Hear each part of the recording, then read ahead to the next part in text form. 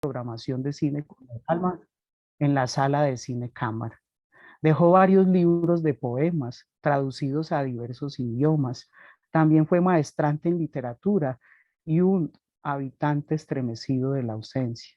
Con él y con Rigoberto, tanto como con Arbey, Giovanni, Diego, Alexander, William Marín y muchos más, fuimos poseídos por el Dios esférico.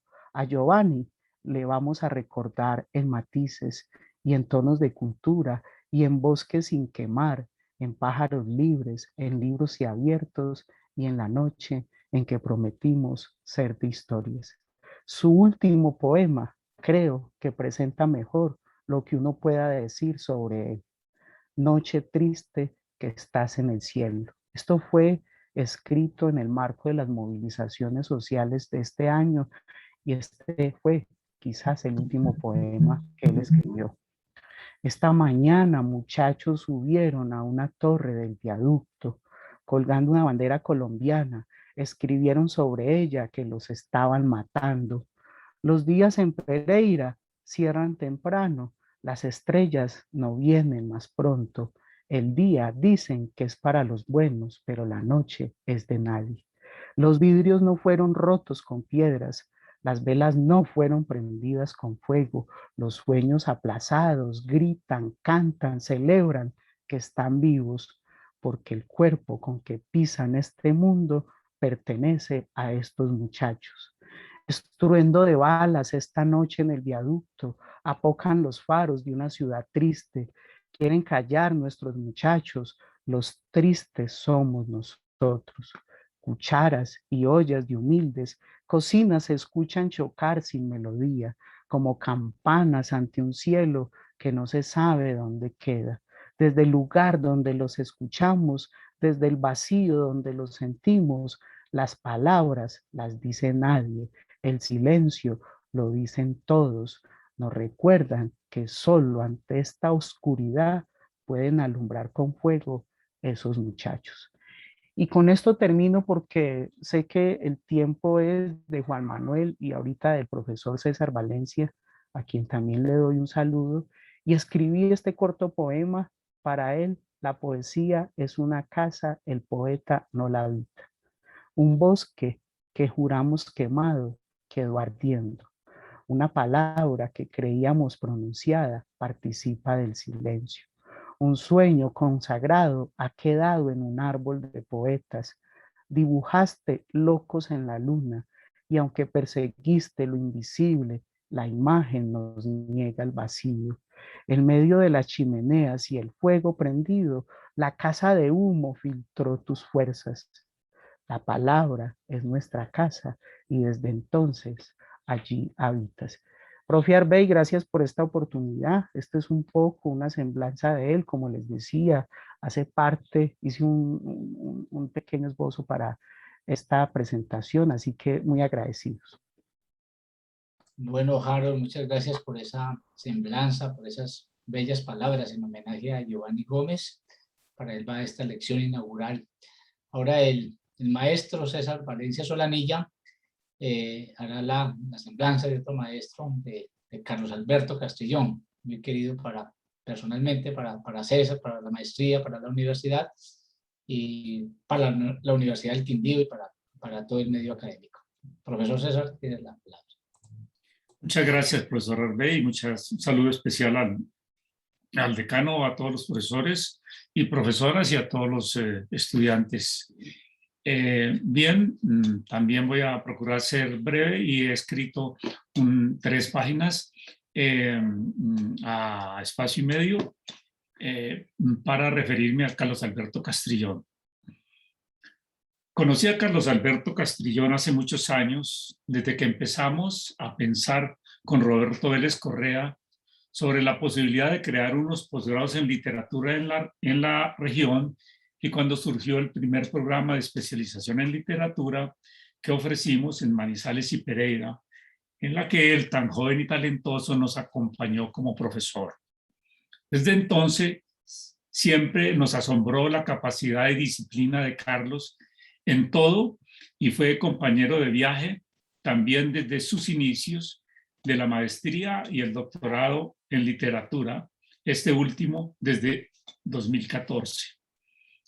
Con una discreción proverbial, mucha seriedad y dimensión académica y cierta timidez juguetona, representó para nuestros posgrados lo que podríamos llamar la piedra angular de la formación investigativa en maestría y el doctorado, desde una perspectiva que quiero destacar en estas breves palabras. Era tal su formación teórica, crítica, literaria y de contexto, que es admirado por profesores estudiantes y fue considerado casi por unanimidad y justicia como el mejor profesor de nuestros posgrados.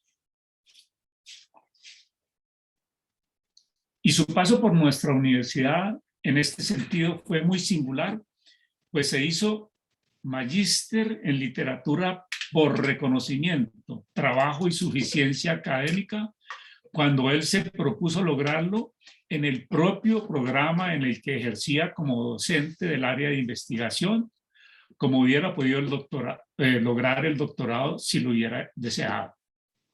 Por eso, en la maestría en literatura, él fue profesor de sus compañeros, a pesar de haberse matriculado como estudiante y ser contratado como docente del posgrado.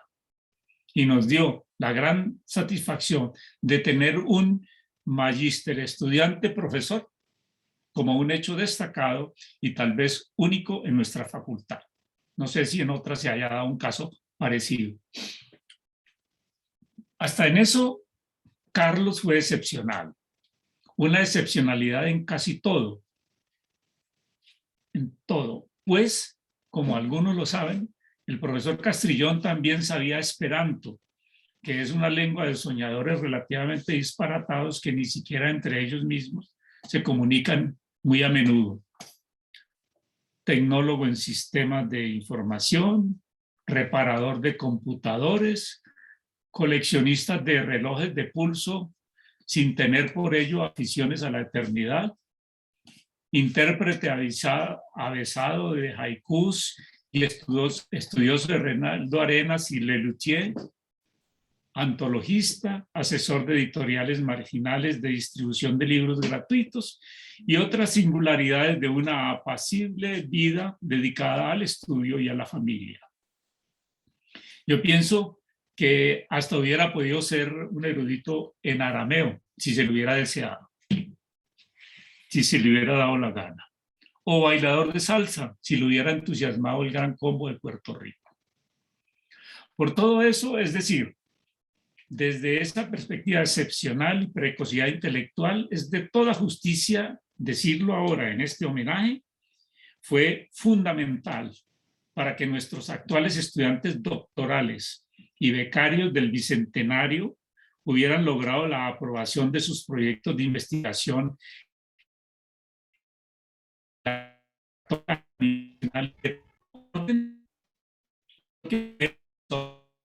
todos los proyectos ganadores y escogidos como finalistas.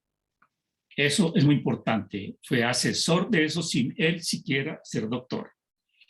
Era un gran maestro, un gran intelectual. De igual manera, porque esa deuda se extiende a todos los estudiantes de la maestría, sino que lo diga el profesor Harold, que acaba de leer, y no sé cuántos de todos sus profesores pasaron por la asesoría de Carlos en la maestría en literatura, ya que él participó de manera activa y eficaz en la concepción, estructuración y aprobación de todos los proyectos de investigación que a estos profesores y profesoras que hay en otras partes y aquí mismo en la universidad les permitió obtener sus títulos de magíster en literatura en nuestro programa.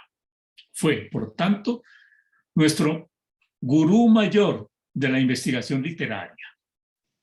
En este sentido, todos los magísteres y doctores, los posgrados en literatura de la universidad, lo son gracias a su trabajo como profesor y asesor, y por ello su partida es irreparable. Y nuestra gratitud inmensa, querido amigo y profesor. Así pues, la muerte nos acecha, incesante, ineluctable, y por eso la memoria de los mejores. María Angélica, ¿será que puedes desactivar el audio?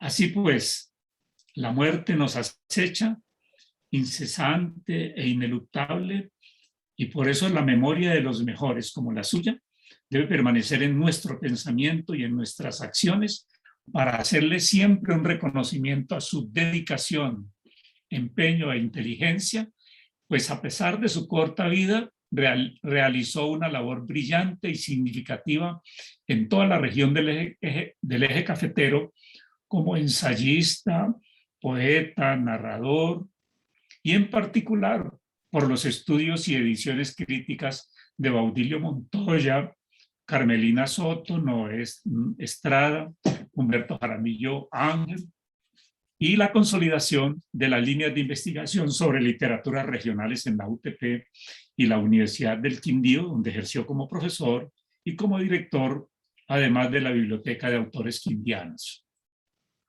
Lo digo con todo el dolor y la admiración por él, el dolor por su partida, la admiración por su persona. Queridos amigos, estudiantes y profesores, en estas cortas palabras, una persona como el profesor Carlos Alberto Castrillón fue y seguirá siendo única, y por eso debe mantenerse en nuestra memoria. Un intelectual excepcional, un amigo discreto, un hombre amable y gratamente misterioso, un profesor brillante, un investigador talentoso y un fumador y tomador de tinto impenitente, a quien la muerte nos arrebató, quizás en el mejor momento de su vida intelectual, familiar y afectiva. Su vida toda es un ejemplo de entereza intelectual porque fue consecuente con lo que enseñó y por lo que trabajó sin cesar por varias décadas en el medio académico y cultural de lo que llamamos el eje cafetero. Sin él, nuestros posgrados en literatura no hubieran logrado el reconocimiento que ahora tienen, y por eso es imperativo que permanezca en nuestra memoria de la manera como él seguramente lo hubiera querido. Es decir, a través de la lectura de sus textos poéticos y narrativos, estudiando sus rigurosos ensayos, imitando su entrega en estos asuntos tan especiales de la literatura y el arte. La mejor manera de recordar un intelectual y un gran escritor no es simplemente haciendo memoria de él, sino leyendo su obra. Por estas mismas razones, la 7ª promoción del doctorado en literatura de la Universidad Tecnológica de Pereira tendrá su nombre, es decir, se llamará Castrillón, y un libro dirigido por el Dávila de Ponce de León, que lleva un prólogo suyo y del que son autores 3 estudiantes dirigido por él, estará también dedicado a su memoria. Para Diana, su compañera y esposa, y para Daniela, que seguramente nos acompañan en esta noche, en este homenaje, para ellos, nuestro profundo sentimiento de afecto y cariño por ese ser tan maravilloso que partió demasiado pronto, pero que nos hizo un legado del que no nos olvidaremos nunca. Gracias. Maestro César Valencia, muchas gracias por esas palabras, por ese homenaje tan sentido para Carlos Alberto Castrillón. Ha sido duro para todos, sorpresivo y repentino y temprano, la temprana partida de Carlos Alberto, como la fue de Giovanni Gómez. Por supuesto que nos queda todo su legado, todo su ejemplo, todo su legado personal y académico. Y entonces extiendo también un saludo fraternal a los familiares, a los amigos muy cercanos de Giovanni Gómez y Carlos Alberto Castrillón. Entonces damos paso a la conferencia, a la lección inaugural, que hoy está a cargo del profesor, el doctor Juan Manuel Ramírez Rabe, doctor y magíster en literatura de la Universidad Tecnológica de Pereira. Juan Manuel en la actualidad adelanta estudios de maestría en escritura creativa en la Universidad de Salamanca, España.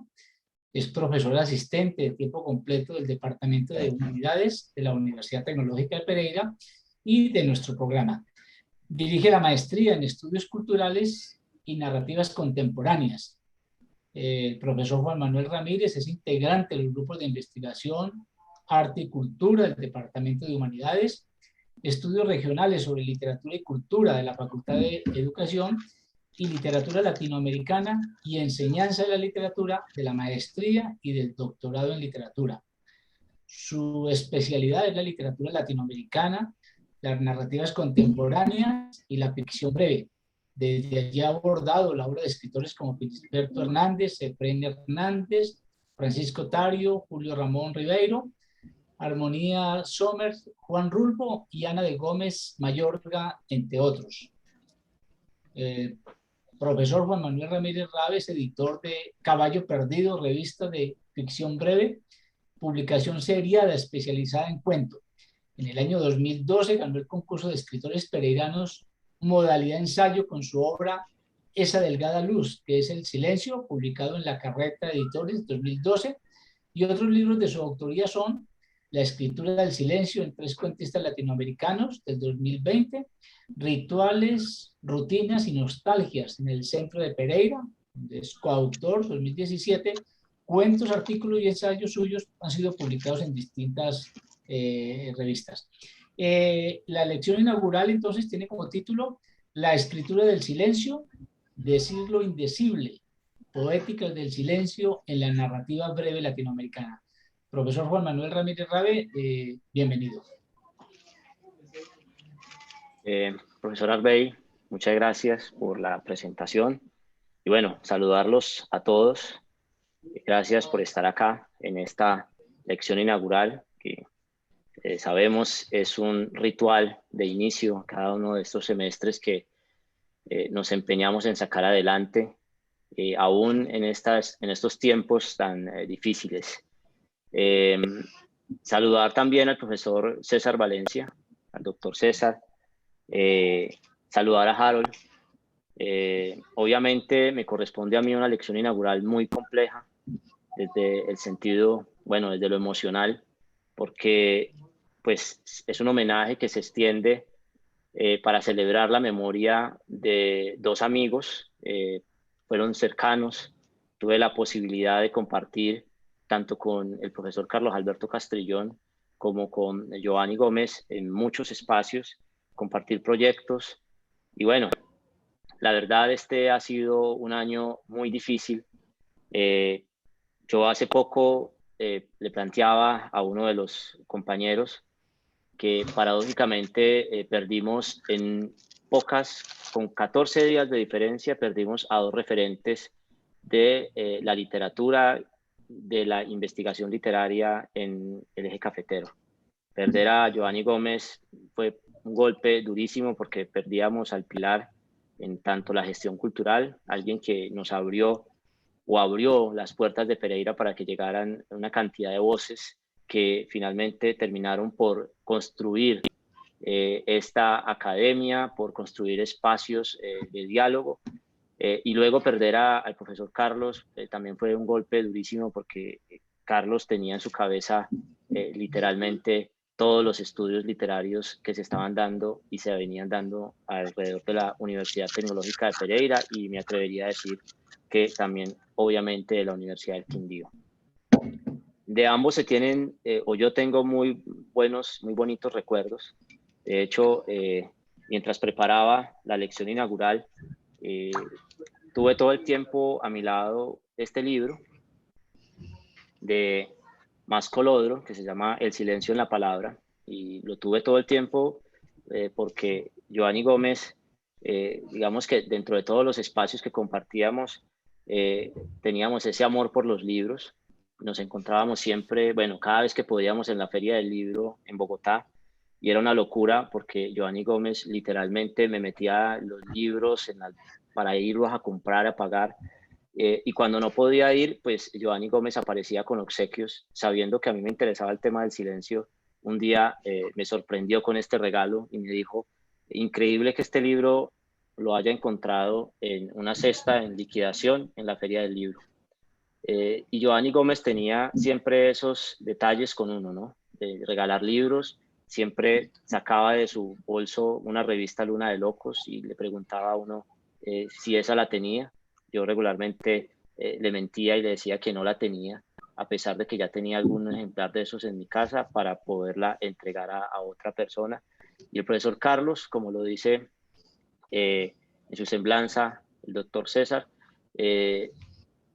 al igual que con muchos, me ayudó a gestar este proyecto de investigación por muchos años, tanto a nivel de maestría como a nivel de doctorado. Entonces, como podrán ver, es una ocasión muy especial. Voy a tratar de hacer una presentación, no leyendo un texto, sino voy a tratar de hacerlo desde la oralidad, apoyado en unas imágenes, para que, digamos, pueda fluir un poco este recorrido que yo voy a hacer. Esto es un tema que se ha explorado durante años y, por tanto, la idea es hacer un ejercicio sintético de una parte de esa investigación durante este tiempo que voy a estar con ustedes. Entonces, de entrada, agradecer nuevamente por esa presencia.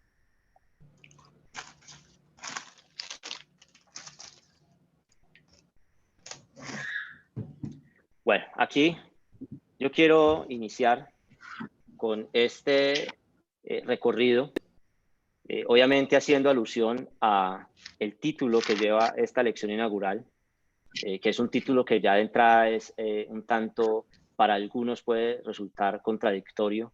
Esa idea de escribir el silencio, al principio puede sonar algo extraño, pero yo diría que con el paso del tiempo uno se va dando cuenta que el silencio se ha escrito, se viene escribiendo desde hace mucho tiempo en diferentes tradiciones, pero también el silencio se ha pintado, el silencio se ha representado de muchas formas. Y de lo que trata este trabajo es hacer como una suerte de llamado sobre esa escritura silente que se da en un panorama específico, que es el de la literatura latinoamericana y específicamente en la narrativa breve, en el cuento.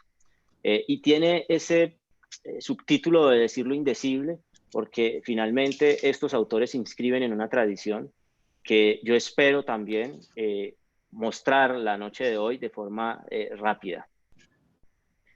Quiero iniciar también esta presentación con este fragmento tomado de un trabajo de reciente publicación que está acompañado de fotografías de Lady Juliette Montoya y que lleva a su vez una suerte de epígrafes, de textos cortos que yo los he llamado itinerarios, son en total 10 itinerarios que pretenden ser la antesala de lo que yo denomino una poética del silencio y de lo que les voy a hablar también más adelante.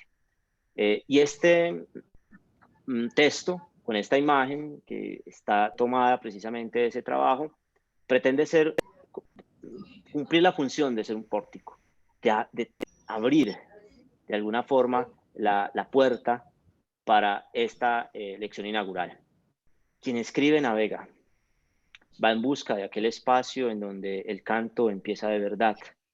Desea ser digno de escuchar el silencio de las sirenas para poder decir, aun cuando el lenguaje lo asedie, aun cuando padezca la experiencia de quedarse sin palabras, sin nombres. Decir con palabras que provienen del silencio invocador, hablar diciendo menos. Parto de esto. Bueno, yo voy a pedir el favor a Lady Vera, que por favor puede silenciar su micrófono.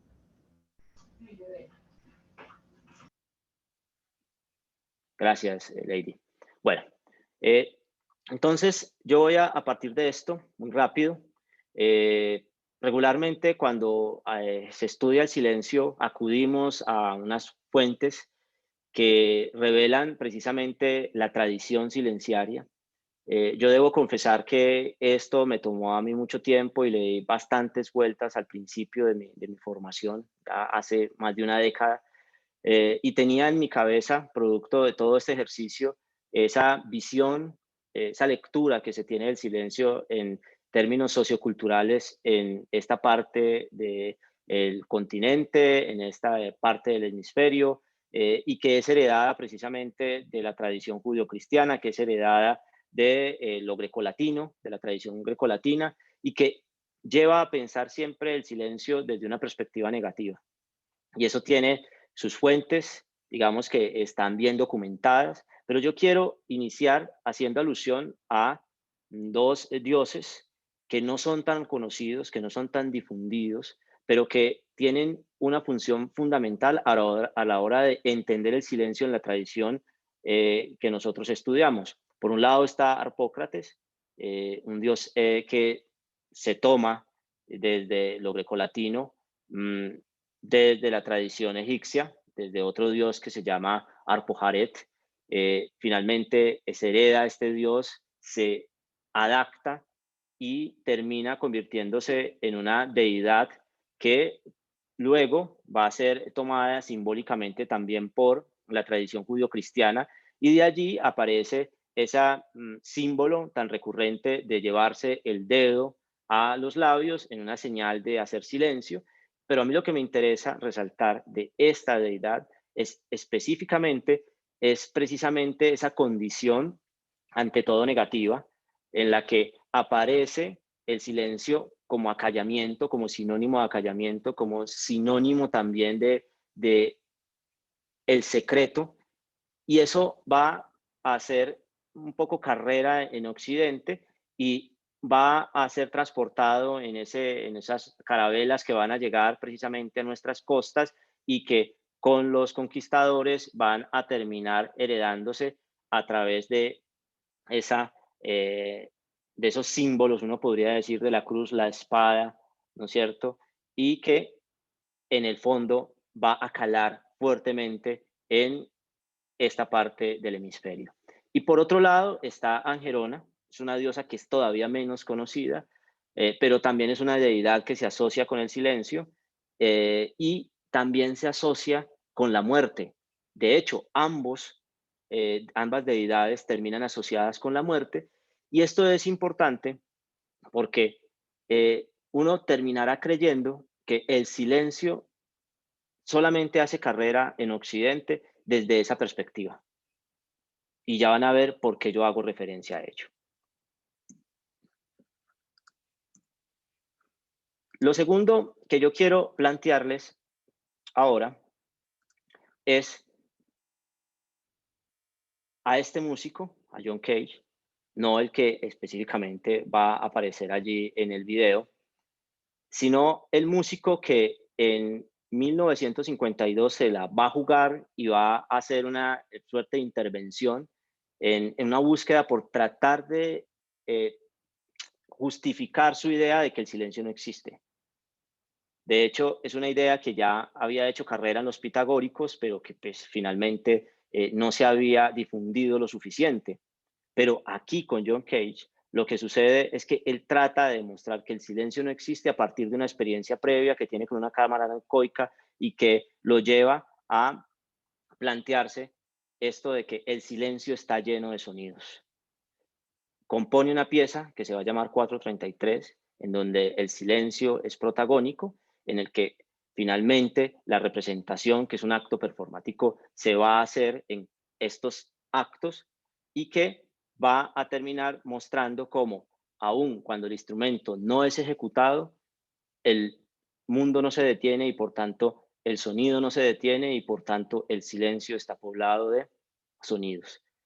Ahí ya tendríamos nosotros una idea un poco diferente a la heredada de la tradición judío-cristiana. Es un silencio creativo, uno podría decir, es un silencio cargado de sonidos, no es la máscara que oculta de ese silencio judio-cristiano, etcétera, etcétera. ¿Por qué me interesa iniciar con esto? Porque quiero contrastarlo con lo que sucede en la tradición, digamos, que también es heredada por nosotros.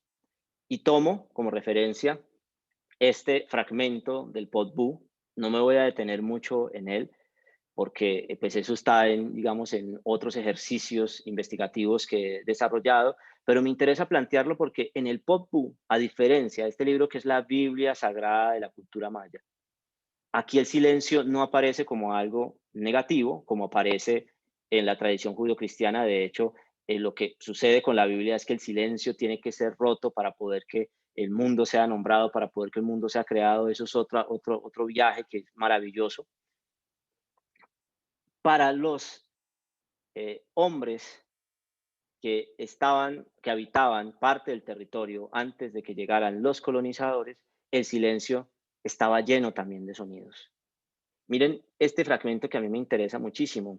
Relato de lo que todavía era silencio.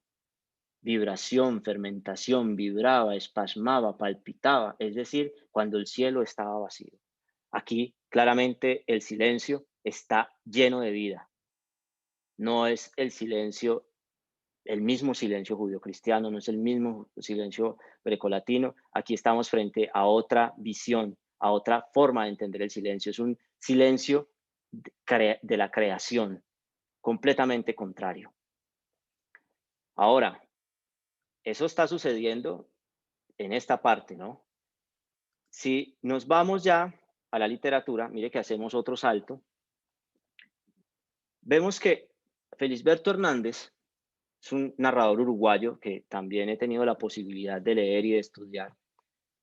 En 1946 publica en Anales de Buenos Aires un cuento que se llama El Acomodador. Luego ese mismo cuento va a publicarse en Nadie encendía las lámparas, ese libro del 47, en el que, a mi juicio, y aquí es donde, digamos, surge, o yo les voy a mostrar el recorrido, ya Felisberto Hernández, desde la literatura, estaba planteando una propuesta similar a la de John Cage, en el sentido de que el silencio está poblado de sonidos, de que hay un director de silencios, de que finalmente esa propuesta que les parece revolucionaria en John Cage, pocos años antes, ya en el margen izquierdo del Río de la Plata ya se estaba gestando. Eso es muy interesante porque nos está planteando que entonces la tradición silenciaria en Latinoamérica ya se había empezado a desarrollar aún antes de que se gestara uno de los proyectos más importantes de esta tradición en Estados Unidos y que va a servir como referencia en Europa. Uno podría decir, Felisberto Hernández se anticipa, Felisberto Hernández, como dicen otros, podría ser un visionario. En mi propuesta está que, en el fondo, ya en la tradición latinoamericana, en la tradición prehispánica, ya existe un tratamiento particular del silencio y que también eso se va a dar en la tradición literaria de mediados del siglo XX, que viene también con esa herencia. No voy a leer el texto por tiempo, pero allí está como referencia y yo creo que ya algunos de ustedes lo pudieron ir leyendo. Ahí están señalados unos fragmentos. La idea es como también provocar esas lecturas. Ahora, ¿hay una tradición silenciaria en América? Sí, les acabo de hacer ese recorrido que yo en algún momento he llamado una arqueología del silencio para nuestro continente.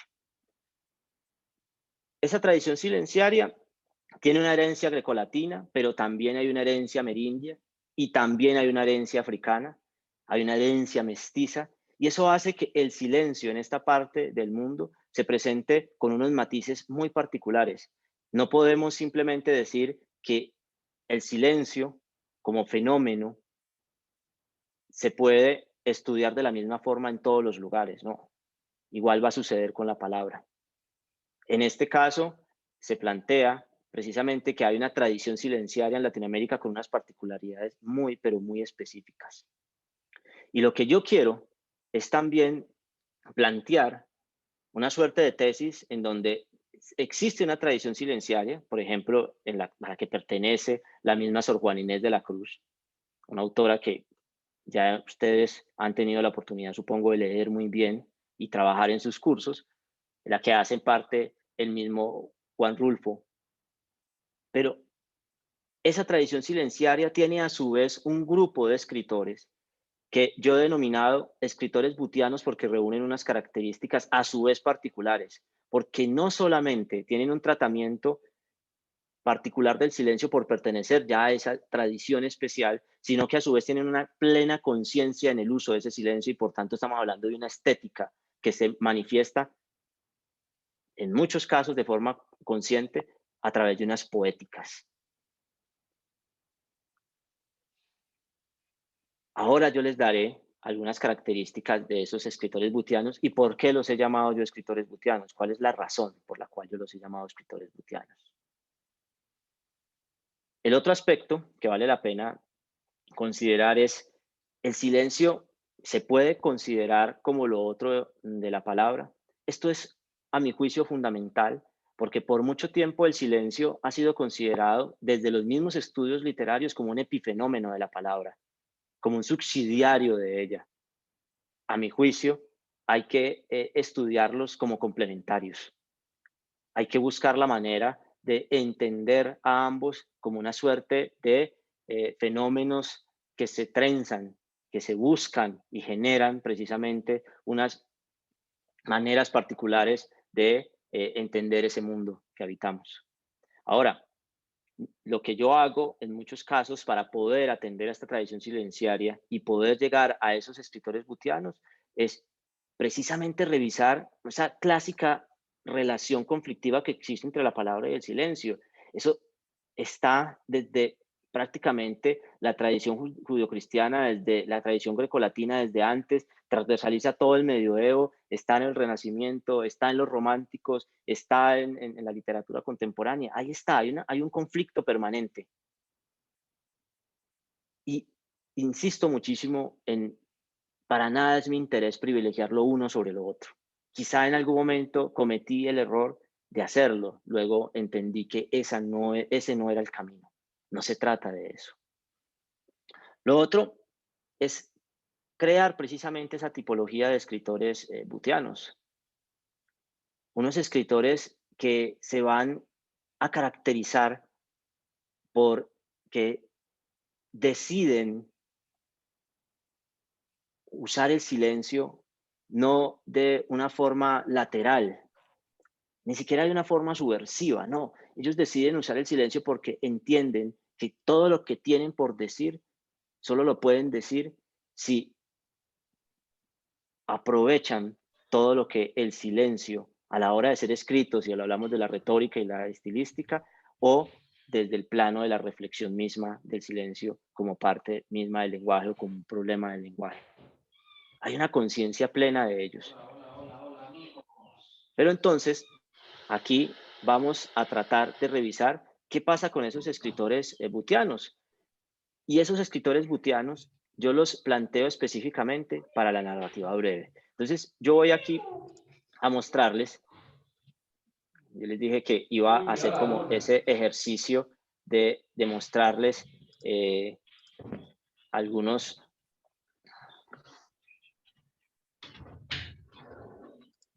materiales audiovisuales, perdón, visuales. Se alcanza a ver toda la forma.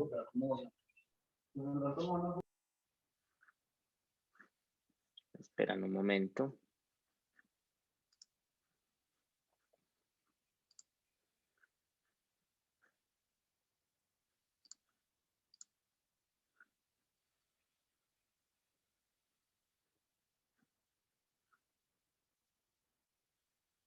¿Cómo se está viendo allí? ¿Sí se está viendo la presentación o no? Ahora sí. Entonces, los escritores butianos, es que veo que se está viendo como pequeño.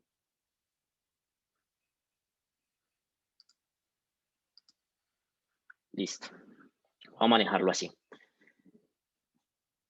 Surgen de una suerte de revisión que yo hago de la relación que establecen unos héroes con las sirenas. ¿Por qué se da esta revisión?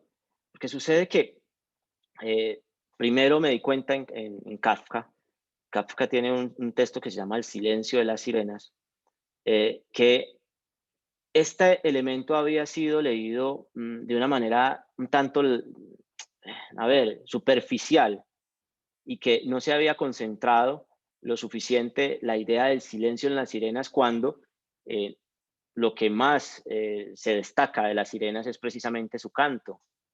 Y entonces aparecen una serie de autores fundamentales, entre ellos Pascal Guignard, que me van a dar la clave para entender que el problema de las sirenas no es tanto su canto, sino la estela de silencio que van dejando una vez cantan, porque ellas representan, y ahí hay toda una lectura simbólica, el canto primigenio, el canto primordial, y dependiendo de cómo los héroes se enfrentan a ese canto, pues hay una relación con el silencio.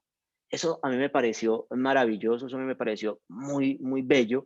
Y entonces empiezo como a hacer ese ejercicio y me voy dando cuenta de que cada uno de esos héroes tiene una relación límite con las sirenas.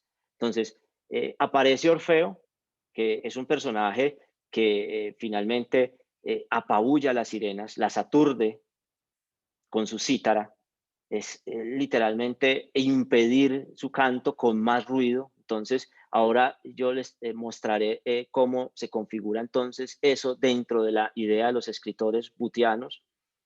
Ulises, que finalmente termina escuchando las sirenas, el canto de las sirenas, pero se ata al mástil, por tanto contiene su deseo finalmente de ir tras ellas. Y lo más bello es que aparece un personaje que se llama Butes, que es un personaje menor, es un personaje del que se habla poco en la tradición helénica. Y ese personaje tiene un rol fundamental porque él está viajando en la misma embarcación que Orfeo y el mismo Jasón, que Jasón tiene otro problema, y es que ni se inmuta siquiera, por eso ni siquiera lo considero dentro de esta clasificación, y Butes está allí. Y una vez las sirenas se están retirando porque Orfeo las ha apabullado con su cítara, con el sonido que produce su cítara, Butes sube al mástil y se lanza desde allí y se va tras el canto de las sirenas. Es el único que lo hace. Es el único personaje que en estos relatos, en estos que les estoy contando, estos dos relatos, es el único que va tras el canto de las sirenas, es el único que va tras la voz primigenia. Después va a suceder una cosa maravillosa y es que Butes va a ser rescatado, ¿no es cierto? Que se está ahogando en la espuma de Afrodita, va a ser rescatado. Otros dicen que termina ahogado y que de allí surge una isla. Esa parte en este momento, digamos que no me interesa tanto. Lo que me interesa es pensar en esos tres referentes para plantear esto. Primero, Orfeo o la negación absoluta del silencio. Ulises o el exterminio de la voz primigenia. Y Butes, la apertura del lenguaje, el habla. Inicialmente podríamos pensar que hay una suerte de relación directa de ese mito, la relación con las sirenas, el tratamiento del silencio y cómo yo termino ubicando la escritura del silencio en la tradición latinoamericana. Y sí, así sucede. Digamos que yo termino encontrando, por ejemplo, que vivimos en una sociedad ruidosa, que hay una suerte de sobrecodificación y entonces allí aparece una relación cercana, ¿no es cierto?, entre esa idea de el escritor, el artista que quiere imprimirle más ruido al mundo.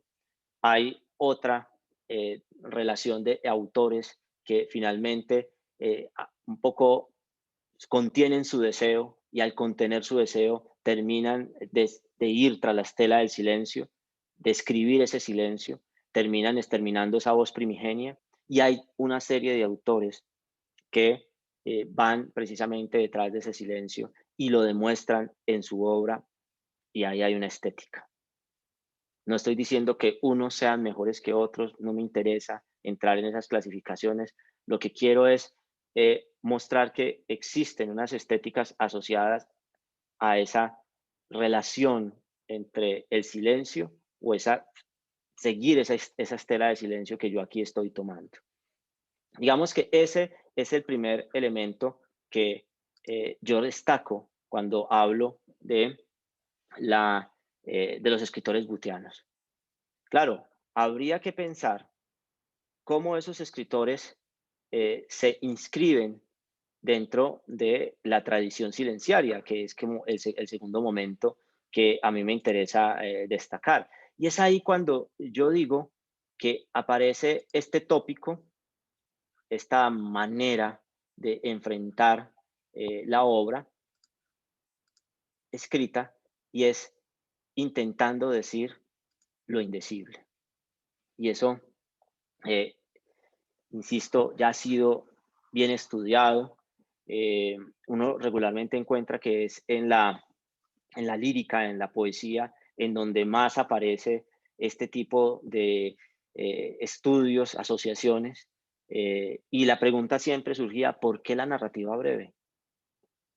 ¿Por qué el cuento? ¿Por qué no estudiar la poesía?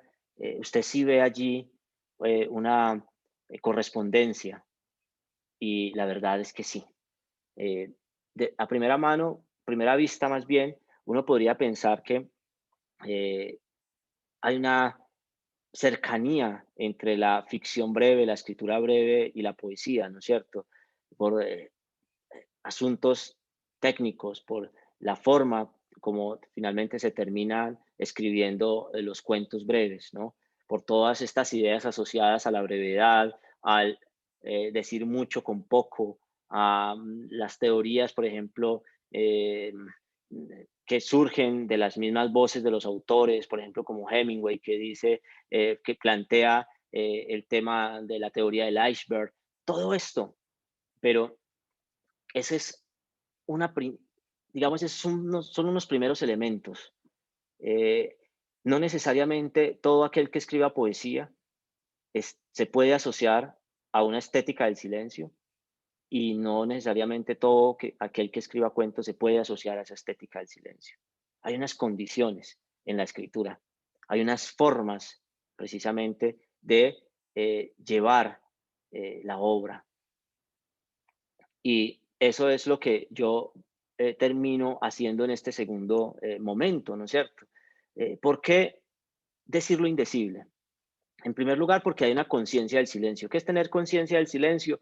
Pues no solamente es porque en el poema aparezca escrita 10 veces la palabra silencio o sinónimos, o se esté evocando de alguna forma atmósferas o ambientes silenciosos, ya hay una conciencia plena del silencio. Yo la verdad, comulgo en ese sentido con Ramón Pérez Parejo cuando dice, escribir el silencio no da cuenta de una estética o una conciencia del silencio. Tiene que haber algo más. ¿Qué es eso más? Adicional a eso, hay unas relaciones entre la crítica del lenguaje y la poética del silencio. La crítica del lenguaje se da desde muchos horizontes. Aparece el escritor que reconoce la cortedad en el lenguaje, que reconoce la insuficiencia en el lenguaje, que reconoce que la palabra está contaminada, que reconoce que la palabra está corroída. O sea, hay muchas maneras de entender esa crítica del lenguaje. Pero también aparece dentro de esa suerte de búsqueda estética de los autores una constante, manera de asociar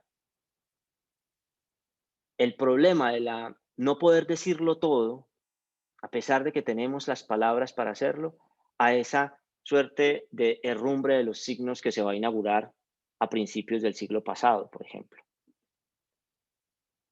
porque se siente que el lenguaje cada vez está más pesado, que cada vez se puede decir menos, que por más que se intenta, terminamos siempre en el mismo punto o estamos condenados simplemente a dar vueltas en torno a los temas, pero muy pocos pueden ir más allá. Y ahí es donde aparecen esos autores que aportan significativamente. Lo otro es que aparecen unas variaciones temáticas acerca precisamente de esa desconfianza de la palabra, acerca de esa crítica a la inspiración, ¿no es cierto? Hay constantemente esas referencias dentro de las obras. Los mismos personajes son autores o son escritores que desconfían de eso de la musa, que desconfían de eso de que haya un dictado divino y todo el tiempo se están haciendo ese tipo de críticas. También a la autoría, no se cree mucho en el autor, no se cree mucho en el escritor, y eso queda plasmado en la obra misma. Ahora lo vamos a ver. Claro, hay unas condiciones metaliterarias aquí en estas obras, en estas narrativas, que no la tienen frecuentemente otros autores. Y hay una suerte de, uno podría decir como una reflexión constante en torno a la propia forma como se concibe la escritura. Esto no lo digo yo a partir de una observación inicial. Yo lo digo a partir de, primero, hay unos autores que son referencia, que ya han sido suficientemente estudiados en diferentes contextos, en diferentes universidades, y que coinciden con estas características que me permiten ubicar dentro de esa categoría de decir lo indecible, y que hay unos autores latinoamericanos que empiezan a coincidir con ellos y pues ahí aparecen Efraín Hernández, Francisco Tarío, aparecen, por ejemplo, una autora como Ana de Gómez Mayorga, y me voy dando cuenta de que efectivamente sí hay unas características que coinciden, pero también viene, ¿y qué es lo diferente para hablar de una poética del silencio para la narrativa breve latinoamericana? O sea, ¿qué es lo que aportan? Y por eso yo iniciaba mi intervención haciendo ese paralelo entre esa herencia grecolatina y esa herencia amerindia y esa eh, anticipación del mismo Felisberto Hernández frente a aquel que puede ser considerado por muchos como uno de los principales referentes del inicio de una suerte de carrera hacia esa idea de escribir el silencio, porque pues, si ustedes analizan, John Cage literalmente escribe el silencio, no lo está haciendo desde la literatura, lo está haciendo desde la música y propone interpretar el silencio, pero ya Felisberto Hernández, y les estoy dando el referente de la década del 40, ya en fulano de tal, y estoy hablando de una obra publicada en 1919, ya Felisberto Hernández está escribiendo el silencio. En Libros sin tapas, el mismo título ya está aludiendo a una cantidad de juegos allí que permiten plantear esa búsqueda constante por escribir ese silencio, pero no por escribirlo porque, ajá, les parece que hay que escribirlo, le parece, sino porque hay una conciencia plena de que el silencio le puede ayudar a decir todo lo que sabe que quiere decir, pero que al final no va a poderlo decir. Y esas son las palabras exactas que va, por ejemplo, a utilizar en La cara de Ana, un cuento publicado más o menos en el año 30. Y ahí entonces vienen las poéticas del silencio. ¿Por qué esas poéticas del silencio me interesan? Porque son los modos particulares que tienen estos autores de escribir el silencio. Y son modos particulares y esto puede generar cierta, bueno, no sé, cierta discusión, pero a mi juicio, estos autores están escribiendo el silencio de una manera muy diferente a como la están escribiendo en otras partes. Y tiene que ver con los antecedentes que someramente yo les planteé al principio de la conferencia. Tiene que ver con eso. cuando uno revisa, por ejemplo, La estética del silencio, que es un bello ensayo de Susan Sontag, que es una referencia precisamente para entender la estética del silencio en Occidente, se da cuenta de que ahí se está planteando parcialmente lo que puede estar sucediendo en esta otra parte. Y eso es lo interesante, nos hace falta seguir estudiando los autores latinoamericanos para poder dar cuenta de cómo ellos se ubican en tradiciones amplias y cómo aparecen transgrediendo esas tradiciones. Y yo creo que estos autores las transgreden y se anticipan. Y ahí está Felisberto Hernández en Uruguay, Efraín Hernández en México, Francisco Tarío en México. Y otra serie de autores. En ese sentido, pues yo trabajo las poéticas desde esa perspectiva en donde aparece, digamos, desde esa visión particular que ya tienen los autores de expresar las formas como ellos coinciden su arte, la forma como sus obras están asociadas a una reflexión sobre el lenguaje, sobre el material con el que trabajan, pero no necesariamente se tiene que hacer de forma explícita, como uno a veces, digamos, se encuentra con escritores que tienen sus arts poéticas, sino también de formas implícitas, es decir, se encuentran dentro de la propia obra, diseminada en sus personajes, diseminada en pequeños fragmentos. Y cuando se trabajan las poéticas desde esa perspectiva, pues uno logra, digamos, ampliar el espectro, no esperando simplemente a encontrar el texto en donde el autor confiese lo que uno esperaría que confiese en torno a cuál es el tratamiento, cuál es la aspiración y cuál es la forma que tiene de entender el arte o el arte de forma particular. Y entonces me voy a servir leer este fragmento de las poéticas del silencio en Felisberto Hernández, Efraín Hernández y Francisco Tario. La singularidad de Felisberto Hernández, Efraín Hernández y Francisco Tario radica en la forma particular de escribir y formular el silencio. Se sustenta que los tres autores, a través de sus narraciones, intentan decir lo indecible. En otras palabras, se enfrentan al canto de las sirenas para así poder escuchar el son del silencio. La escritura se configura como un movimiento de silencios, producto del llamado de una voz sin sonido que al final se apalabra en otra voz. Por ejemplo, la de los personajes. Ella sí, sonora.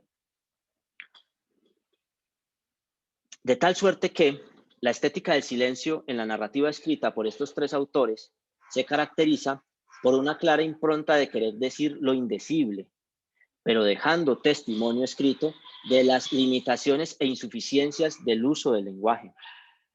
Se escribe el silencio, se habla callando, pero para hacerlo se usa una amplia diversidad de matices, recursos retóricos, además de una rica gama de signos y metáforas para expresarlo.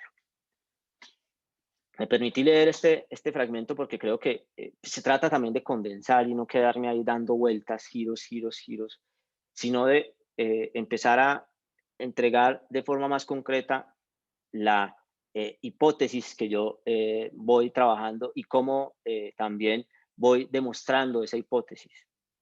Y aquí, en este párrafo, aparece concentrada una serie de elementos que obviamente me tardé una buena cantidad de meses, de años, en reunir y formularlos de esta manera que espero no sea tan torpe y que pueda de alguna forma decir cosas.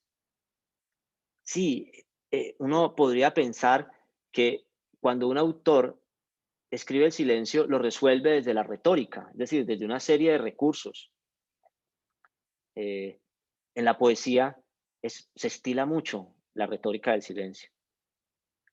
Es una suerte de, ya está aprendido, casi que las metáforas están fosilizadas, pero no porque la retórica del silencio esté presente, el autor se podría ubicar dentro de una poética, porque hace falta una conciencia plena, una búsqueda, un proyecto precisamente en donde el silencio cumple una función vital. Es un puente, es el cimiento Y estos autores todo el tiempo son conscientes de ello. Lo maravilloso, y me excusan la expresión, el adjetivo, es que no necesitan dar una entrevista porque estos autores ni siquiera hay, bueno, hay muy poco para hacer una búsqueda documental. Son autores que por el tiempo en que escribieron, por la marginalidad, y eso me encantan, son autores marginales, y por eso me encanta que sea Butes el personaje que los reúna, porque Butes es un personaje marginal. Butes es un personaje que finalmente está ahí remando como los otros, hace parte del grupo.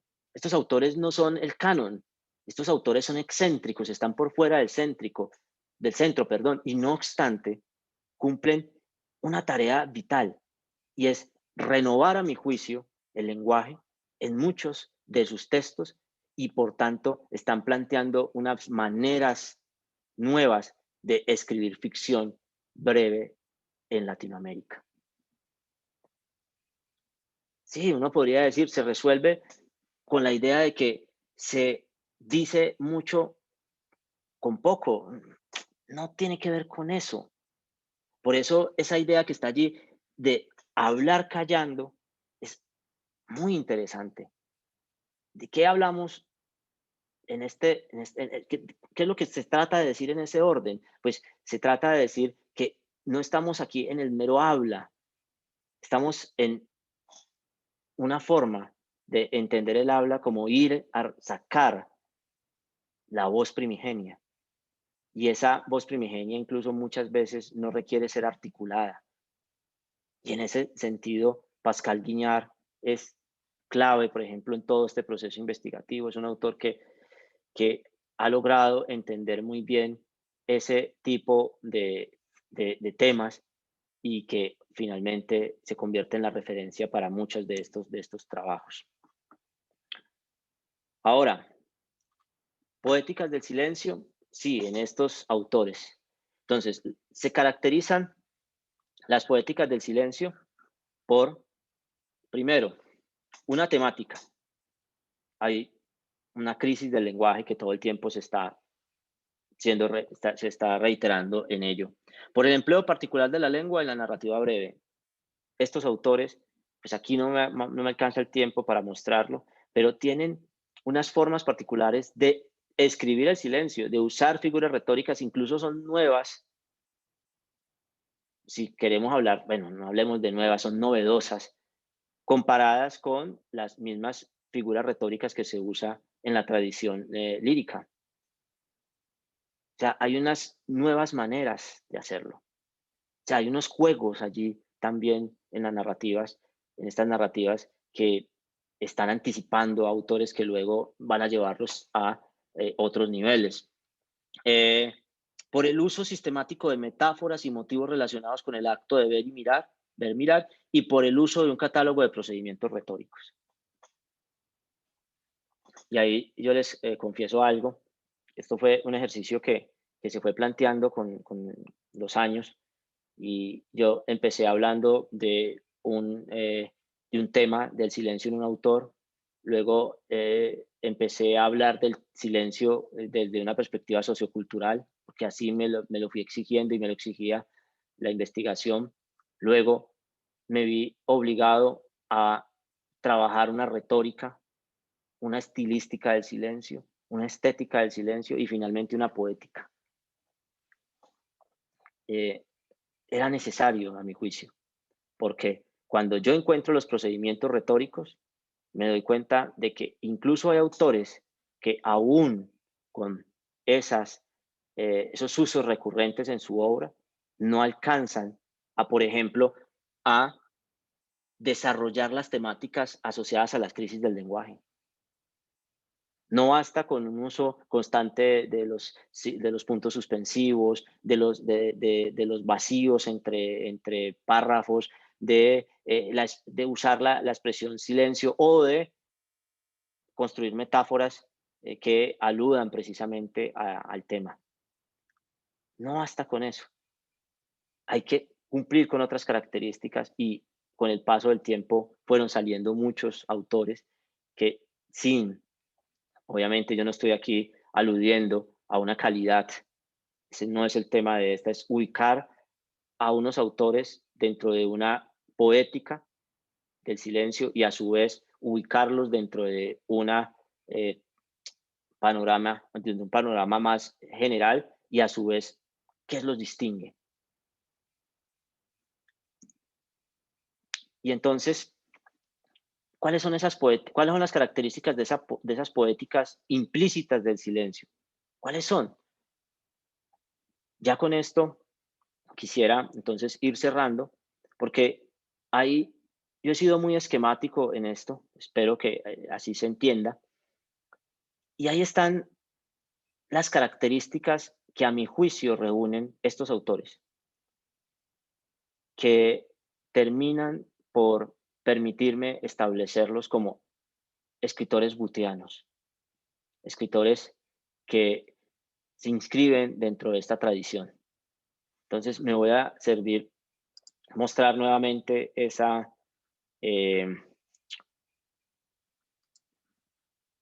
documento visual.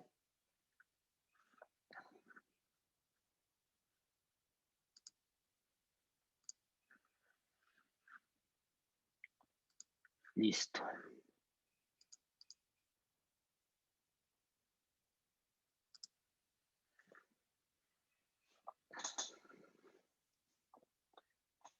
Tenemos 3 características principales.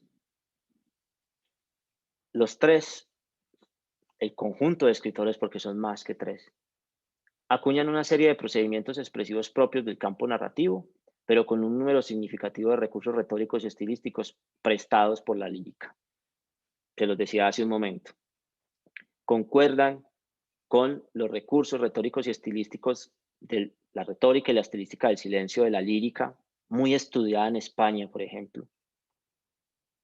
Pero a su vez hay una serie de procedimientos nuevos que permiten como entender que estos autores sí recogen a su vez esa significación del silencio particular que fue heredada y que hace parte precisamente de esa mistura, de esa suerte como de híbrido que termina siendo nuestra herencia. Evidencian algunas de las peculiaridades de la estética del silencio, que surge como respuesta estilística de la crítica del lenguaje. Y 3, no son homogéneas, sino que comportan distintas formas de aproximarse al silencio por parte de cada autor. Eso a mí me parece clave, porque uno pensaría que esto es una camisa de fuerza. Y yo a mis estudiantes siempre les digo, no se trata de poner como una suerte de corsé, una camisa de fuerza a las obras y luego ver si la obra resiste el análisis a partir de esa teoría o de esa metodología. No, la obra es la que finalmente me tiene que decir. Y cuando se hace este trabajo, pues lo que surge son 3 poéticas, 5 poéticas que están muy relacionadas, estrechamente relacionadas por todas las características que ya les he dado y que les sigo aquí ampliando, pero que también en el fondo cada uno se comporta de forma diferente. Eso es bellísimo. Por ejemplo, la obra de Felisberto Hernández está llena de divagaciones, es una obra memorística, algunos la han llamado, porque son personajes que todo el tiempo están jugando con la memoria. Es un viaje constante hacia el pasado y regularmente quien está viajando al pasado es un niño. Y entonces ahí se hace muy difícil ese narrador porque el narrador niño tiene unas particularidades y está llena de palabras y está invadida de palabras. Y uno dice, pero ¿cómo hay una poética del silencio, una estética silenciosa en la obra de Felisberto Hernández? Y es un autor perfecto para ello. Es con el que finalmente yo inicio.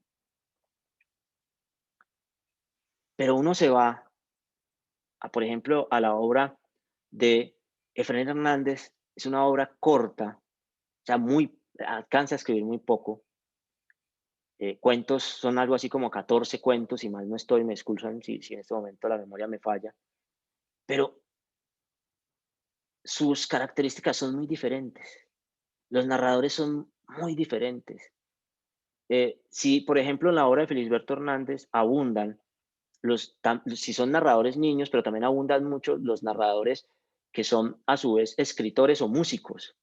Y eso les permite hacer reflexiones sobre el lenguaje desde ese campo de enunciación, ¿no es cierto? El oficio. En cambio, en Efraín Hernández, las reflexiones que se hacen sobre el lenguaje y a su vez la crítica que se hace al lenguaje no necesariamente se hace desde narradores que ostentan el título de escritores, sino desde hombres del común que están pensando sobre esos problemas que atañe el lenguaje y de nombrar ese mundo que se les está presentando. Y con Francisco Tarío es un asunto de otro orden. Es un cuento la mayoría de las veces de terror, en donde el silencio se está trabajando desde esos límites a los que se lleva precisamente al ser humano cuando está envuelto en el miedo, cuando está envuelto en unas situaciones, pero al mismo tiempo aparecen los personajes que reflexionan sobre el silencio, pero son personajes escritores que asumen a su vez esa perspectiva de que están escribiendo desde esa temática del terror, y eso genera distancias enormes entre ellos. Y si usted se va a Ana de Gómez Mayorga, va a suceder otra cosa. Es una autora que está desde lo fantástico, desde el misterio, y es muy precisa en el uso de la palabra. Parece que no sobrara ninguna palabra en Ana de Gómez Mayorga. Por eso, no son homogéneas, no pueden serlo, porque cada uno lo resuelve de forma diferente. No obstante, le están apuntando a una misma estética, a inscribirse en una misma estética. Entonces, podemos hablar, aparecen con frecuencia textos metaficcionales, ¿no es cierto? Ya he hablado suficiente de ello. Aparece la crítica del lenguaje que desemboca con frecuencia en una estética del silencio, constantemente aparece eso. Aparece ese carácter metaliterario que determina finalmente el grado de conciencia que tienes del silencio, ¿no es cierto? Porque entre la obra más le apunte a la reflexión constante sobre la literatura dentro de la literatura, obviamente va a haber más espacio para pensar en estos problemas y llevar al lector a esas reflexiones y proponerle precisamente que se den esas búsquedas. Hay una estrecha relación entre la crisis del lenguaje y la crisis de la realidad. Por eso casi que todos se podrían ubicar parte de su obra, o al menos algunos de sus relatos, en el cuento fantástico. Es una característica que a mí todavía me sigue llamando la atención, pero que todavía no he explorado suficiente. Contrasta entre el amor a las palabras y la desconfianza a ellas. Eso es un cuento que todos los autores tienen allí. Y eso es heredado de la poesía, ¿no es cierto? Ese asunto de que nos faltan las palabras y las tenemos en exceso. Ese asunto de cómo escribir con esta boca, con esta sola boca, con esta sola boca. Estoy obviamente haciendo alusión a autores, a Guillermo Sucre, a Pizarnik, que están planteando estas suerte de problemas que están muy presentes en la poesía, ¿no es cierto? A Susan Sontag, que ahora la mencionaba, sí, finalmente a nosotros nos hacen falta palabras, pero también las tenemos en exceso, y eso nos lleva a que no podamos finalmente decir todo lo que queremos decir, y ese problema ya está planteado en estos autores desde el principio. Esto es muy bello, la actividad creadora de la mirada. Al final, la mirada es fundamental. Por ejemplo, esta idea de la mirada en Felisberto Hernández es fundamental porque los personajes terminan siendo mirados por los objetos y viceversa. Y eso funciona muy bien para apelar a ese trabajo con la escritura del silencio. Lo mismo va a suceder con Efraín Hernández. Es una característica que está todo el tiempo ahí latente. Y el escritor de relatos también vive la carencia del humano y debe hablar con un lenguaje quebrado, roto y limitado. Es frecuente también el uso de este tipo de relaciones, que nos recuerda, por ejemplo, a ese discurso del Ateneo de 1902, ¿no es cierto?, del poeta, en ese momento de Maragall, que hace un discurso maravilloso en donde aparece la palabra como centro. Uno cree eso, pero finalmente lo que está haciendo es un reclamo por la palabra silenciosa. Y él nos está llamando la atención sobre la limitación misma del lenguaje, sobre esa idea que tenemos muchas veces de que tenemos un material innoble, un material gastado para poder decir, pero igual es lo único que tenemos. Y al tratar de hacerlo, pues estamos ya haciendo la obra. Y al hacer todas esas búsquedas, estamos renovando finalmente la misma lengua. Esos autores que podrían reunir, o que reúnen más bien, no podrían, no, yo diría que ya reúnen, son estos. Por eso yo hablo de una poética del silencio para la narrativa breve latinoamericana. Ese catálogo se va ampliando. Ese catálogo tiene una, digamos, una suerte de bondad, y es que me permite seguir leyendo. Y en la medida que voy leyendo, voy encontrando que muchos de esos autores que a veces aparecen en la marginalidad estaban contribuyendo de alguna forma o contribuyeron de alguna forma con este asunto, y que quizás eso es lo que termina marginándolos. Quizás es eso, porque sus obras están jugando con el lenguaje de otra manera, están proponiendo otras miradas y terminan ahí un poco los libros empolvados, excluidos de la misma academia que los estudia en ocasiones, y el papel nuestro termina siendo lectores que están tratando de encontrar nuevas maneras de entender estas obras, de ubicarlas nuevamente en el diálogo. No está pensado esto como una camisa de fuerza.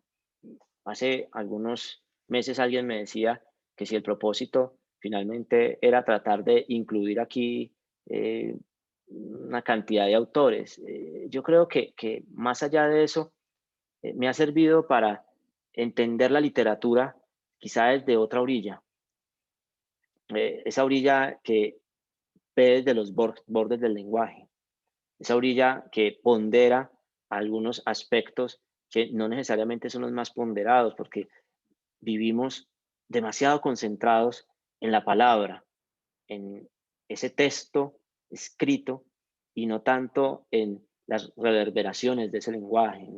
Y esto trabajo me ha servido para eso, ¿no es cierto? Quizá para encontrar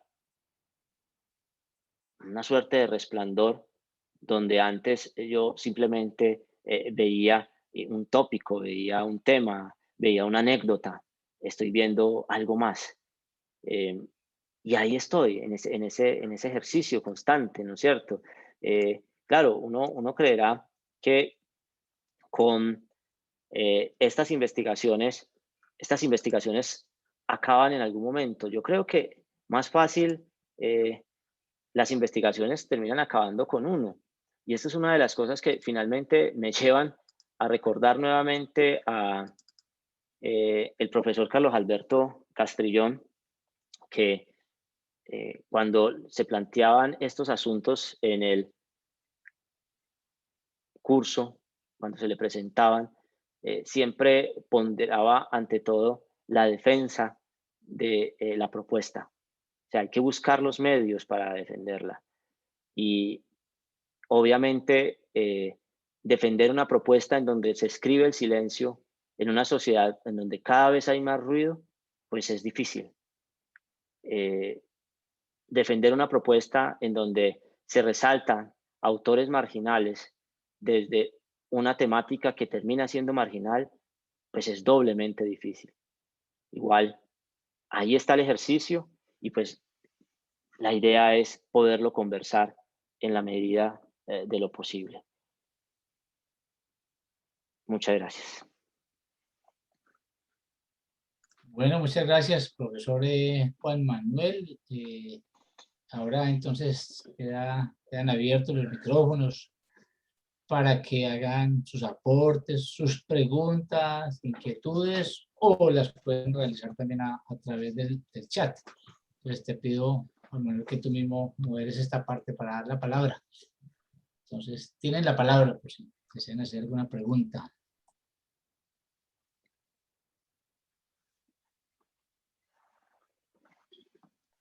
Profesor, ¿puedo hablar? ¿Aló? Sí, sí, dale. Profesor, pues primero que todo, pues muchas gracias. Muy buena la lección de este año, la inauguración. También agradezco bastante a los profesores de la intervención al inicio. También muy buena, muy constructiva. Por ahí alguien haciendo ruido. Listo, gracias. Profesor, referente a la intervención suya, yo le quería preguntar, que nos había hecho que tuviéramos ahí sobre la mesa también presente a Oriente, si la forma en la que usted nos presenta el silencio es similar, o por lo menos yo lo sentí así, a cómo se entiende el Zen dentro de la literatura oriental. Muchas gracias. Bueno, muchas gracias. Muchas gracias por la pregunta. Cuando yo estaba iniciando el desarrollo de estos trabajos, ya hace algunos años, yo quería entender eso del silencio, porque la verdad era un tema bastante poco explorado. Y entonces me tocó hacer un ejercicio de exploración profundo en aspectos socioculturales y obviamente la referencia de Oriente es necesaria, es obligada. Entonces terminé allá. Claro, hay otra visión en Oriente del silencio.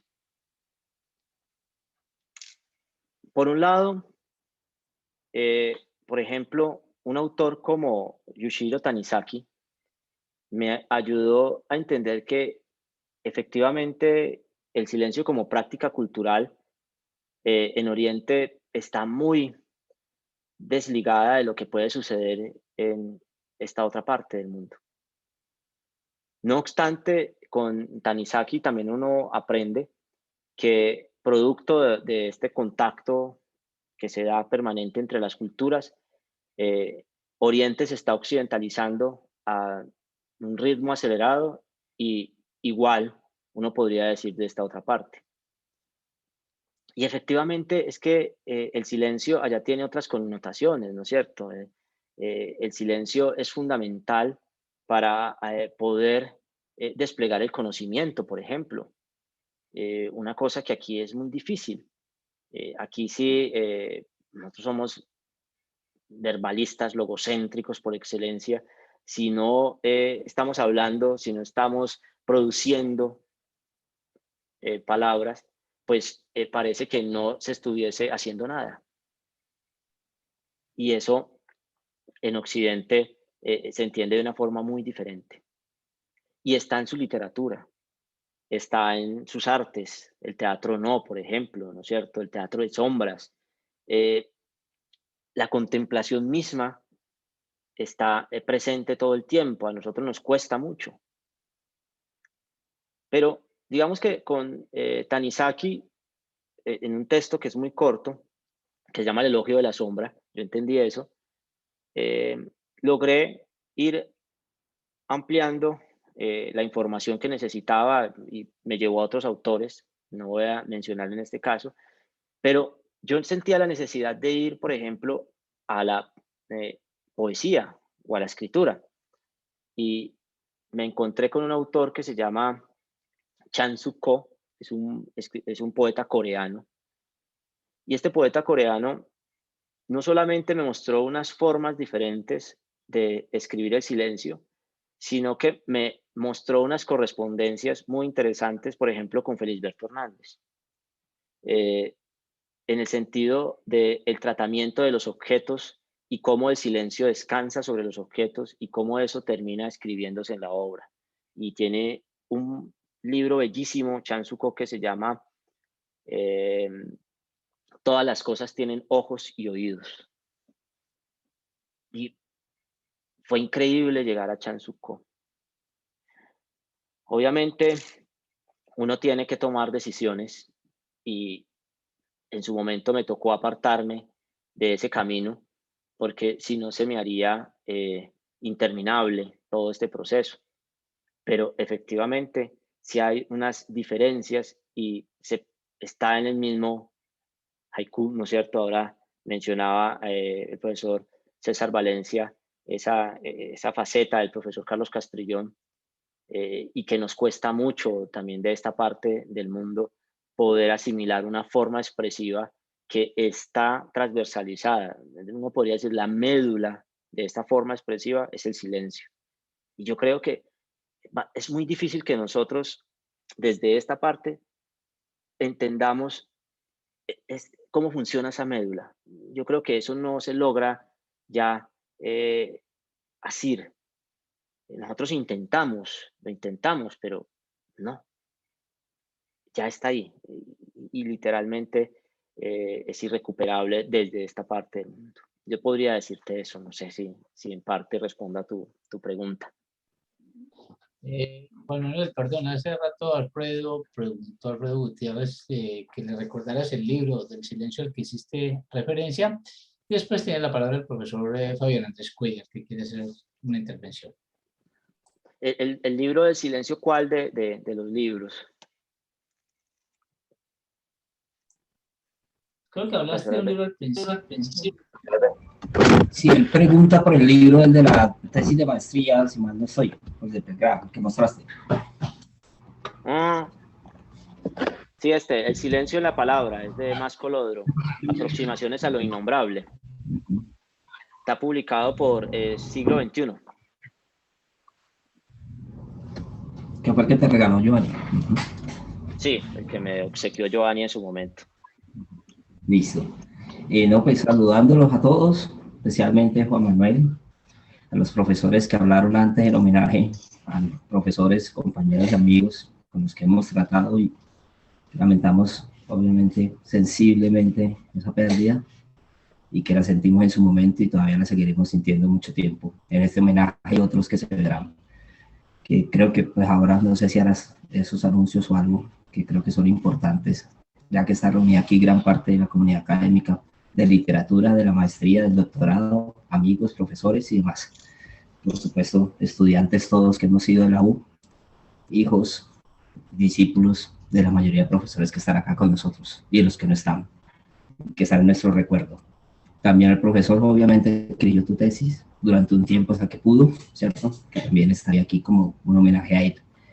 No, felicitarte sobre todo, y sabiendo, conozco casi que de primera mano todo el proceso que has hecho para poder llegar a esta poética, de cómo en esos libros anteriores y en las tesis anteriores, donde lo conversábamos, pues se fue gestando, y que lo hagas de esa manera, pues porque no solo unas palabras muy bien elegidas, y al ser muy bien elegidas, también tienen espacios de silencio, sino la presentación, la forma visual, y esa noción de la investigación como creación, de la que tanto hemos hablado.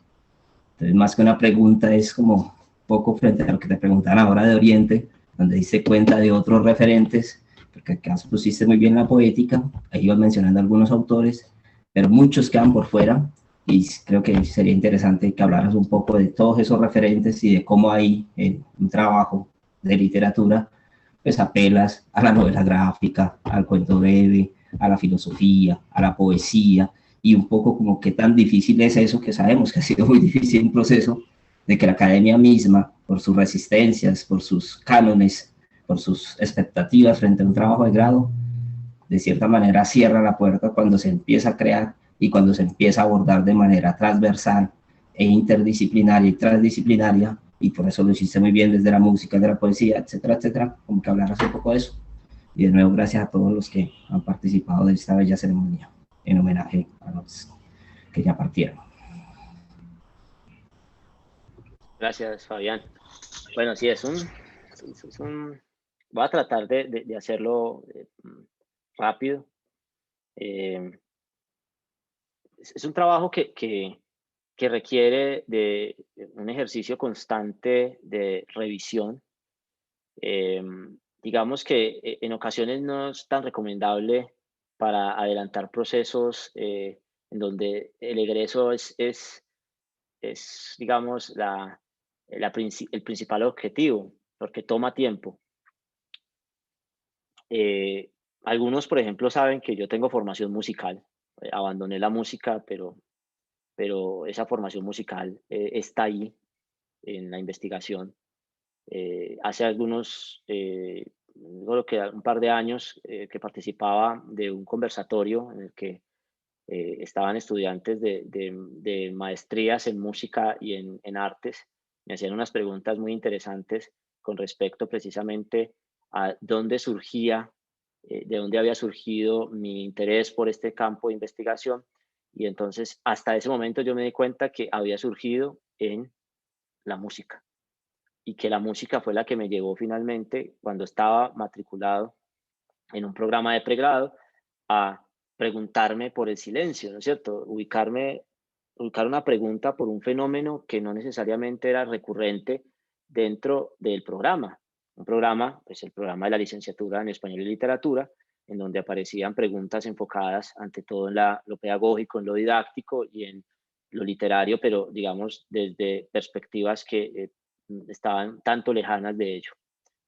En su momento, el profesor Rodrigo Argüello me decía, es que te estás metiendo en un cuento complicado, es que es un tema que no necesariamente se estudia y de hecho se estudia muy poco. Aún hoy, después de más de 12 años de estar investigándolo, los referentes siguen siendo pocos. Hasta hace muy poco tiempo apareció una historia del silencio para Occidente, ¿no es cierto? Hasta hace muy poco, pero es un libro pequeñito, publicado en Acantilado, y que a mi juicio no le hace honor a todo lo que se podría decir sobre el silencio, en cuanto a la historia que nos prometen del silencio en Occidente, que me parece que es mucho más importante que lo que allí está planteado. Eh, Fuera de eso, está mis intereses que me ha llevado a explorar, como tú lo dices, la novela gráfica, el libro álbum, el cómic, porque es que este tipo de preguntas, digamos, trascienden el plano de la literatura en el sentido que de pronto en ocasiones podemos entenderla. Y yo me concentro a hablar en esta lección, hablarlo desde la perspectiva en la que, pues, ante todo, se ha investigado desde los programas de literatura, pero también agradeciendo, y aquí está el profesor César Valencia, agradeciendo que tanto la maestría como el doctorado en literatura me permitieron hacer un proceso en el que se logró vincular una metodología que permitía ir a diferentes fuentes, mejor dicho, me permitieron ir a donde necesitaba hacerlo. Y ahí tiene mucho que ver el profesor Carlos Castrillón, ¿no? Que finalmente le abría las puertas a uno y le decía, usted tiene que ir, usted se metió en el problema, ya tiene que sacarlo adelante. Y finalmente uno terminaba en eso, ¿no? Sacando adelante el problema. Este tipo de propuestas a mí me parece que vale la pena seguirlas desarrollando, porque al final están apelando a un espíritu transdisciplinario. Es decir, no nos deja fosilizarnos en el discurso literario, que es bello, yo me he formado en él, pero que no necesariamente termina en ocasiones por ser amable cuando se trata de ir a buscar. Y eso me recuerda muchísimo a el profesor Noé Trick. Y en una conversación que tenía yo caminando por Buenos Aires con él, que me decía, es que finalmente el silencio no se puede entender en la literatura únicamente con las palabras, es que el silencio hay que sentirlo y pues obviamente eso es muy bello. De eso se trata, Fabián.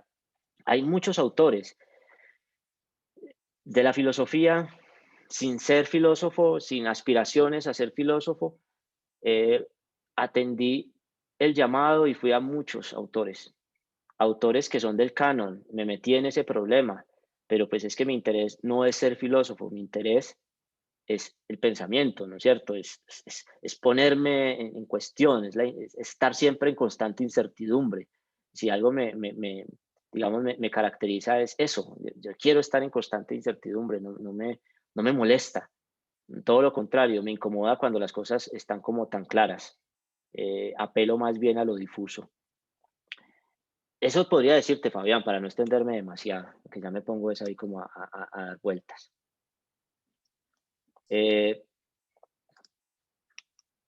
Juan Manuel, hay dos preguntas en el chat, ¿sí? Por si puedes tú mismo mirarlas, por favor. Listo. Sí, yo ahora había visto como unas manos levantadas, pero ya no las veo. Diego Alejandro Larte, profesor, quisiera preguntar sobre las posibilidades del silencio en un género como la novela. Por lo que usted expuso, nos dejó claro cómo funciona esa poética desde la narrativa breve, pero en la novela y sobre todo la novela contemporánea podría verse también esa crisis del lenguaje que expone, por ejemplo, también el lenguaje y silencio. Yo, por ejemplo, un gesto de ello lo veo en Borges cuando rechaza escribir novelas, pero que no cierra sus cuentos a las técnicas cervantinas de la novela. No sé si puede existir ese contrapunto entre la novela y el silencio. Yo creo que sí, no está excluido y de hecho María Elena Uribe Estrada tiene una obra que se llama Reptil en el tiempo. Es una obra y una autora poco estudiada. Y a mí me encanta esa obra, que tuve la posibilidad de leerla y de trabajarla por una dirección de trabajo de maestría, una tesis de maestría. Y yo creo que esa obra es perfecta, colombiana. Está ubicada en el siglo pasado, está ubicada como en la quinta, sexta década del siglo pasado, y María Elena de Uribe hace unas exploraciones poco usuales en la literatura colombiana. Yo digo, si alguien quiere estudiar el silencio en la novela, y específicamente en la novela colombiana y escrita por mujeres, vaya a esa obra. Páginas en blanco, juegos con el lenguaje, alusiones precisamente al silencio y los problemas con el lenguaje. Yo en ella veo muchos elementos que pueden articularse bueno, que uno podría decir que allí ya hay una suerte de estética del silencio. Yo creería que sí. Las novelas, hay muchas novelas contemporáneas que hacen juegos precisamente que apuntan hacia allí. Me parece que eso que hemos llamado literatura posmoderna en muchos sentidos explora con el lenguaje y en esa medida crea formas de escribir el silencio que ayudan muchísimo a generar unas dinámicas expresivas que lo sorprenden a uno todo el tiempo y que lo mantienen ahí pegado esas obras, ¿no es cierto? A mí se me ocurre, por ejemplo, pensar La Casa de Hojas, ¿no? Que yo creo que muchos conocen aquí. Entonces, yo diría que sí. Pregunta Jorge Estrada. Bueno. Lo indecible en la literatura colombiana. Ya te mencioné ahí a María Elena Uribe. Yo diría que sin el ánimo hay un autor que también ha sido poco leído, un cuentista, que fue más reconocido como poeta, que es Nicolás Suescún. Hay una paradoja con Nicolás Suescún. Yo creo que Nicolás Suescún es más silencioso en sus cuentos que en su propia poesía. Y se podría decir que la poesía es más, en la poesía es más frecuente, digamos, la retórica del silencio y las formas silenciosas. Hay que leer Retorno a casa, hay que leer los cuadernos de N. Nicolás Gómez Dávila. Yo creería que también se podría pensar desde allí. Hay unos momentos de Horacio Benavides. O sea, pasa es que me coges así como, pero te podría dar como esas referencias. Y yo no sé si el profesor Fabián antes volvió a levantar la mano o es que no la ha bajado, Fabián. No, creo que no la ha bajado. Ok, bueno, entonces no la había bajado. Bueno, entonces, bueno, profesor Juan Manuel, pues te doy las gracias, las felicitaciones por esta lección inaugural. Muchas Profesor gracias. Albey, qué pena. haberla Ahí creo hecho. que Francis Echeverry levantó la mano. No sé Ok. si alcanzamos a hacerla. Sí, sí, por supuesto. Francis, tiene la palabra, Francis. Muchas gracias, profesor. Bueno, profe, lo mío es más agradecerle infinitamente cada una de las clases, cada uno de los aportes, decirle que los disfruté al máximo y esta lección inaugural maravillosa. Me genera nostalgia ya estar pues próxima a graduarme y saber que no vuelvo a estar en sus clases, pero igual decirle que me llevo demasiado de cada una de sus clases, de cada uno de sus aportes, del amor por Filisberto Hernández. También soy fanática de él, gracias a usted. Y no, era básicamente eso, agradecerle cada uno de los aportes y decirles que los disfruté y los aproveché al máximo. Gracias, Francis. Muchas gracias, qué bonito.